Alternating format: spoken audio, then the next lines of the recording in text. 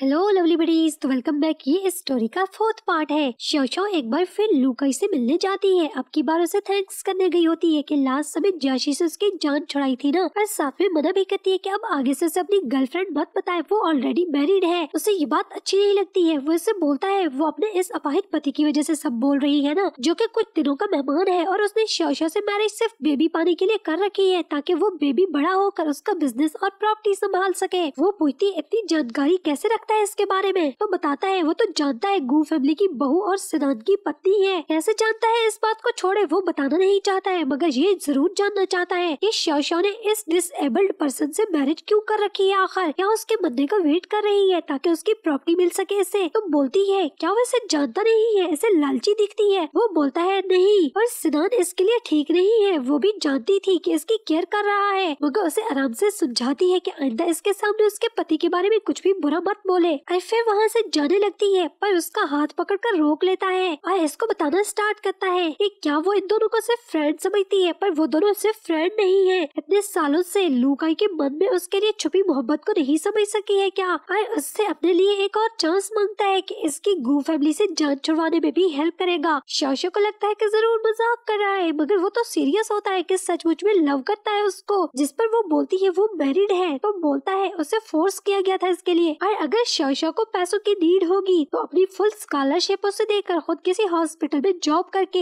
उसको अपनी वाइफ बना सकता है और उसे हैप्पी रखेगा, और उसे कंफर्टेबल लाइफ दे सकता है जो कि बीमार सिनान नहीं दे सकता है। और इसके पास पैसा भी आ जाएगा जब वो जॉब करेगा। वो भी फौरन से उसको भाई बोलती है कि उसने तो बहुत ही गलत मतलब निकाल लिया है इसकी बातों का, और मुसलसल इसके पति को बुरा बोले जा रहा है।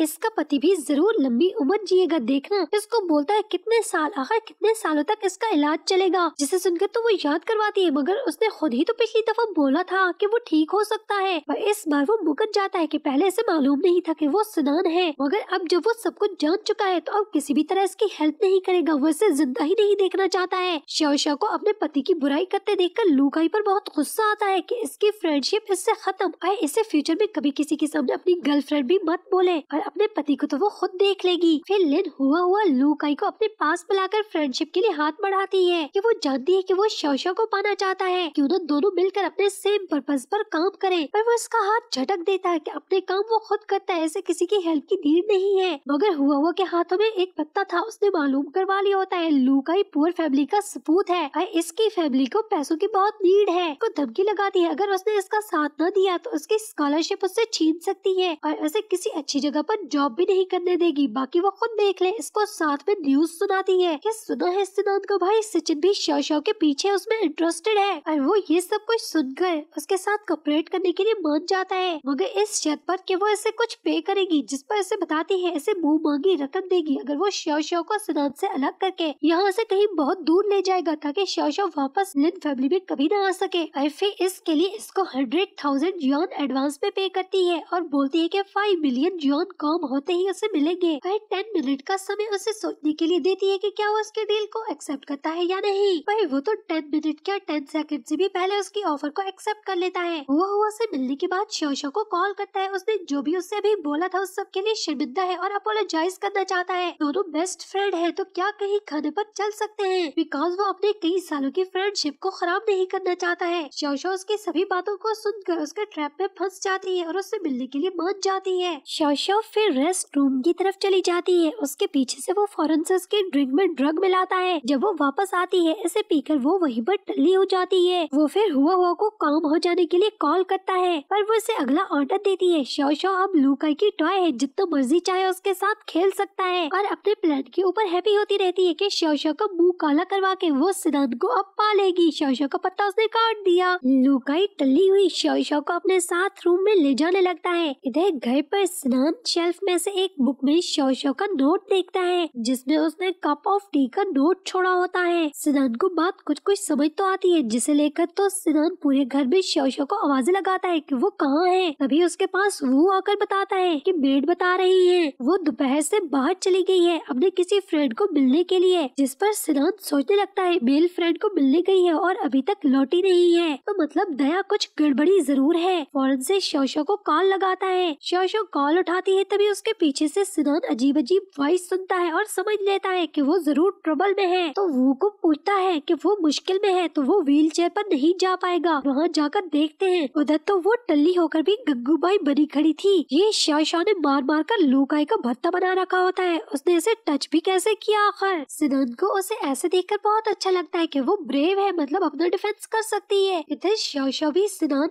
और वो को देख लेती है, पर वो टल्ली हुई खड़ी थी। अपना बैग ये ठोक कर लूकाई को वहीं पर बेहोश करके खुद भी वहीं पर लड़क जाती है। सिनान उसके पास जाता है, वो ड्रंक थी पर इसे देखकर हैप्पी होती है। वो चाहता था वो शाओ को उठाकर गाड़ी तक लेकर जाए, बिकॉज अगर सिनान को किसी ने चलते फिरते देख लिया तो बखेड़ा हो जाएगा। मगर सिनान उसे डांट देता है, शाओ उसकी पत्नी है तो वो खुद इसे गोद में लेकर जाएगा, अगर कोई देखता है तो देख ले, इसे किसी की भी परवाह नहीं है। बाहर निकल कर भी वो उसे क्रिपल के जैसे बंदे को बोलता ही रह जाता है। सिनान को शाओ की पड़ी होती है। डॉक्टर वहाँ पर शाओ को चेक करने आती है और बताती है शाओ को ड्रग दी गई थी, खतरे की बात नहीं है, इसे इंजेक्शन दे दिया गया है, वो सोने के बाद बिल्कुल अच्छी हो जाएगी। डॉक्टर चली जाती है। सिनान शाओ के पास रहता है उसकी केयर करने के लिए। वो जब जागती है उसे थोड़ी देर के लिए याद नहीं होता उसके साथ क्या हुआ था। सिनान बताता है उसकी फाइट हुई थी और फिर उसने बहुत चढ़ा ली थी जिसकी वजह से ऐसे हाई फीवर हो गया था। बस फिर शाओ को अब तक याद आ जाता है वो लूकाई के साथ थी। सिनान बताता है वो डरे नहीं, इसके साथ कुछ नहीं हुआ है, वो सेफ रही है। फिर वो सिनान को बताने लगती है कि उसे लगता है उसने कल सपना देखा कि सिनान की लेग बिल्कुल ठीक हो चुकी है और वो किसी हीरो की तरह उसे बचाने के लिए वहाँ पर गया था। सिनान भी पूरा तो नहीं बट आधा सच उसको बताता है कि हाँ वो भी फील कर रहा है उसकी लेग्स अब पहले से बहुत बेटर हैं। वो भी हैप्पी होकर बोलती है उसे पहले से विश्वास था कि वो जल्दी रिकवर करेगा। मेड इनको फिर ब्रेकफास्ट पर बुलाने के लिए आती है तो वो उसे पहले जाने का बोलता है कि ठीक है वो आ रहे हैं। इधर शाओ की सुई सिनान की लेग्स पर अटकी हुई थी, इससे पूछती है अब जब इसकी लेग्स अच्छी हैं तो वो जब खड़ा होगा तो जरूर बहुत ही ज्यादा टॉल और हैंडसम दिखता होगा ना। वो बोलता है ऑफ कोर्स। फिर वो लूकाई के बारे में जानना चाहती थी जिस पर उसे बताता है वो इसे पुलिस के हवाले कर चुका है और वो जानता है कि लूकाई के शाओ के साथ अच्छे संबंध रहे हैं। तो सिनान खुद से उसे कुछ भी नहीं कहेगा, मगर लाद जो भी उसे पनिश देगा तो वो लोग उसे एक्सेप्ट कर लेंगे। फिर वो लूकाई के लिए वरीड थी और सिनान को बताती है लूकाई ऐसा नहीं है, पर उसने ऐसा क्यों किया वो नहीं जानती है। जिस पर वो उसे बोलता है जरूर इसके पीछे कोई होगा, मगर वो भी नहीं जानता है कि वो कौन है, पर वो पता चला लेगा। फिर शाओ को बोलता है कि वो के साथ ऐसे कोई काम करना है तो शाओ डॉक्टर के साथ मिलकर डिनर करे। वो वहाँ पर आता है और सिनान को ले जाता है। जेलस होकर तो शाओ को सिनान के लिए यूजलेस और शेमलेस गर्ल बोलती है कि वो सिनान को कभी हैप्पी नहीं रख सकती है, बल्कि डॉक्टर ही सिनान के लिए बेस्ट हो सकती है। पर शाओ उसको बोलती है मगर वो तो अब इसका पति है और जरूर शाओ ही उसे हैप्पी रख सकती है। तभी तो सिनान ने डॉक्टर को नहीं शाओ को अपने लिए चुना है। उसका आंसर सुनकर डॉक्टर का मुंह ही बना रह जाता है। शाओ टेबल पर जाती है और जैसे ही पोंछ खाने लगती है पर डॉक्टर डिनर करने से मना कर देती है। और फिर शाओ को खाते देखकर उसे फ्लैशबैक में याद आता है और पता चलता है कि उसने मेड्स को कहते सुना था शाओ को पीनट बटर से एलर्जी है। मेड की खाना सर्व करने के बाद वो चुपके से जाकर उसके पोर्च में पीनट बटर मिला देती है, जिसे अभी शाओ अनजाने में एंजॉय करती रहती है। उधर वो सिनान को पता करके बताता है कि लूकाई और शाओ के इस इंसिडेंट के पीछे हुआ थी। सिनान अगर चाहे तो उसे सबक सिखा सकता है, पर सिनान बोलता है वो एक छोटी फिश है, इसे छोड़कर वो बड़ी फिश को एक ही बार में अपने जाल में पकड़ना चाहता है जो इन सबको कंट्रोल कर रहा है। इधर शाओ को एलर्जी हो जाती है। डॉक्टर इसकी हालत देखकर एंजॉय करती रहती है। सिनान वापस आकर उसकी हालत देखकर वरीड हो जाता है बिकॉज शाओ को मालूम नहीं था क्या हो रहा है। वो पूछता है क्या उसने पीनट बटर खाया है, मगर वो नो बोलती, उसे पता है इससे एलर्जी है। डॉक्टर फौरन से भोली बनने का ड्रामा करती है। सिनान इसकी बातों से इसको पकड़कर चुपके से मुंह छुपाते देखने लगता है ताकि बिल्ली खुद ही थैले से बाहर निकले। सिनान फिर वो को बोलकर डॉक्टर के लिए ऑरेंजेस मंगवाता है। फिर उसे खाने के लिए बोलता है। वो देखकर याद करवाती है कि क्या वो भूल गया है इसे ऑरेंजेस से एलर्जी है, जिस पर वो इससे बोलता है नन्ही चुन्नी मुन्नी है ना, जब तूने शाओ के पोर्च में पीनट बटर मिला रही थी तब याद नहीं आया कि वो भी तो इससे एलर्जिक है। और फिर इसे न खाते देखकर गुस्से से हाथ टेबल पर मारकर इसे चुपके से खाने का बोलता है कि इसे अब खाना ही पड़ेगा। रोते रोते खाने लगती है और फिर साथ में कंप्लेन भी करती रहती है। दोनों चाइल्डहुड फ्रेंड हैं, मगर अब वो सिर्फ शाओ की वजह से इससे बहुत ही ज्यादा रूड बिहेव करता रहता है। तो वो भी इसको अपनी सभी की गई उसके साथ फेवर्स को याद दिलाता है कि क्या वो भूल गई है उसकी चाइल्डहुड फ्रेंड है, तभी तो उसने इसे अपना प्राइमरी डॉक्टर बना लिया इसको ट्रीट करने के लिए, और क्या चाहती है और इसे अपना सीक्रेट भी बता रखा है। भाई शाओ इसका ट्रू लव है, मगर वो क्या है, बोलती है तुम्हारी प्राइमरी डॉक्टर जो कि तुम्हारा सीक्रेट जानती है।